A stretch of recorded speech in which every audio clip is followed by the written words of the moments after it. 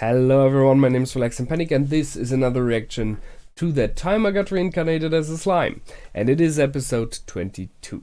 You know what to do? If you want to see the reaction itself, just go down into my descriptions, follow the links, replace the parentheses dot parts with real dots, and enjoy. Once you've done, feel free to come back here and hear my thoughts about this episode. So, see you soon. For those that came back, welcome back in a fairy world full of cute little and a little bit weird fairies. So, we met a new character. Sorry, Rimuru.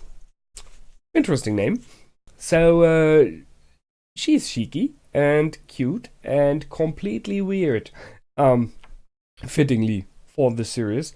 So, I was a bit surprised that they really completely skipped the travel. So, I guessed it last time already. They're really picking up the pace.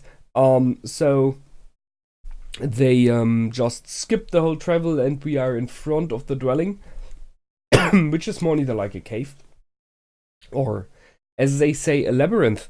It was never, at least I didn't realize, it was never mentioned it was a labyrinth, so I guess that's something that is on the way.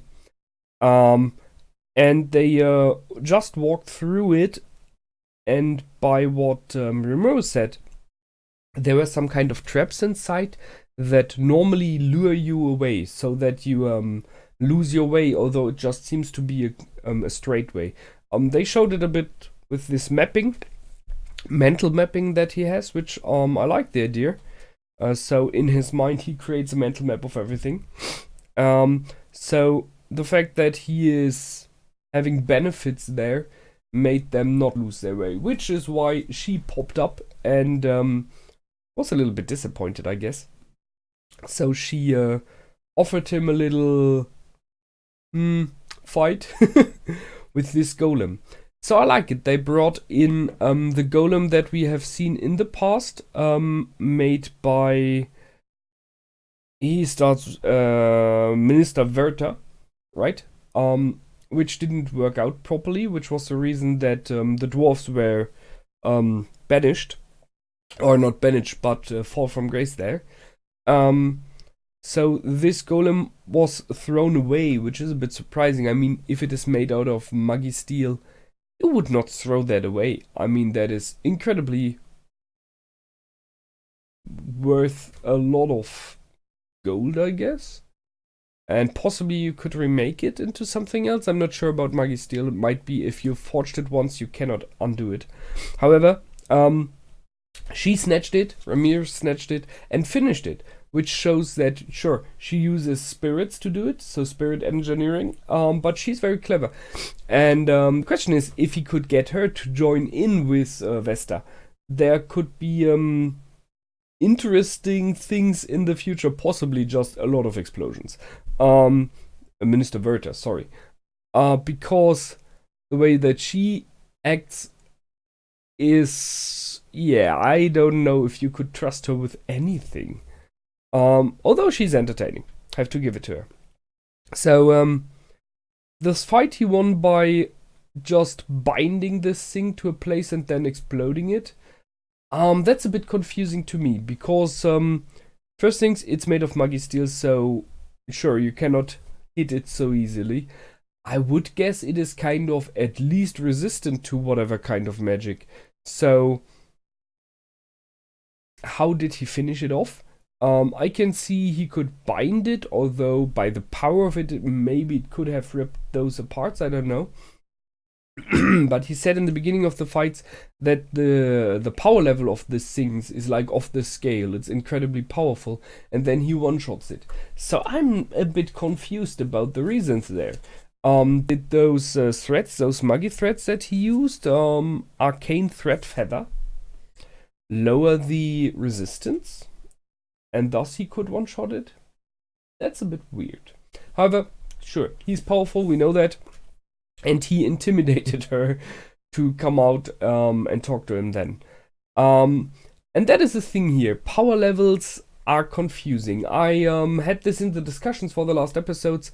These differences of power levels, his subordinates towards him towards, as example, Charybdis, who was more powerful, Verudora being more powerful than Charybdis, as far as we know, and as someone of you mentioned, Milim in power level is way above like everyone, so she's even another thing there. So it's still very unclear how these power levels compare to each other.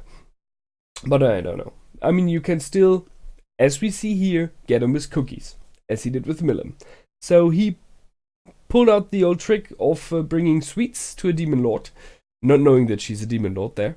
And as we can see from Rimuru, she likes it. Okay, so she is a demon lord, the former queen of spirits, the actual queen of spirits, and kind of a protector of the realm there. So she tries to keep the balance in the world. I like this change in character though. This is very cute and overacting and, completely bizarre character that she was most of the time. And then when she talked about blessing heroes and about keeping the balance in the world, there was this moment where she was just floating there. And you could feel a moment of genuine, I wouldn't say power, but responsibility.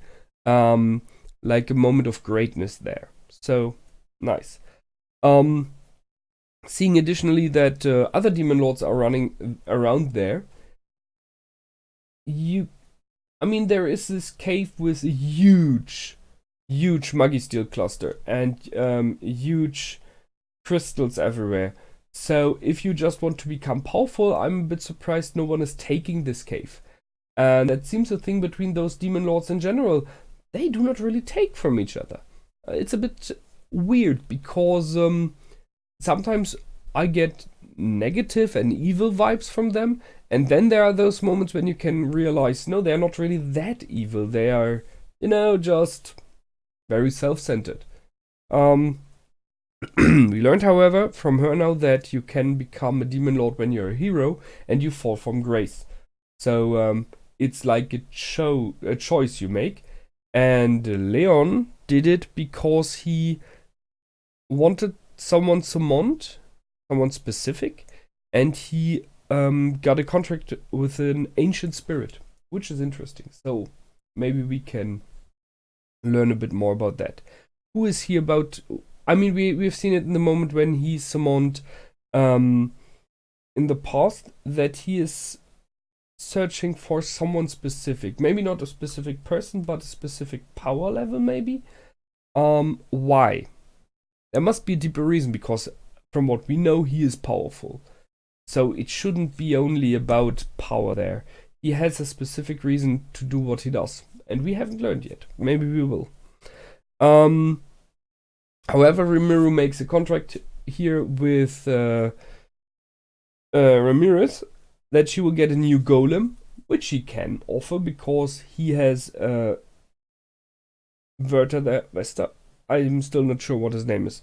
And he made the old golem, so possibly he can remake one. And therefore, Rimuru will be allowed to summon some ancient spirits, older spirits, for the children.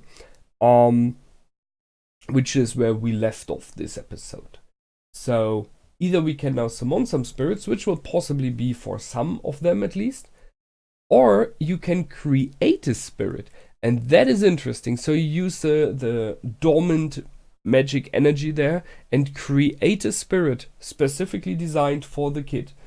We have already seen Rimuru reflecting about Degenerate and stuff like that, so he has abilities that he could use there. And seeing that Leon did something like that as well, sure, why not? I'm really looking forward to see what those spirits are like, what kind of spirits will appear. I mean, we have seen the kids, so for Kenya as example, it would make complete sense if a fire spirit would appear. He is using fire. We have kids who use more water-based, so water spirit there.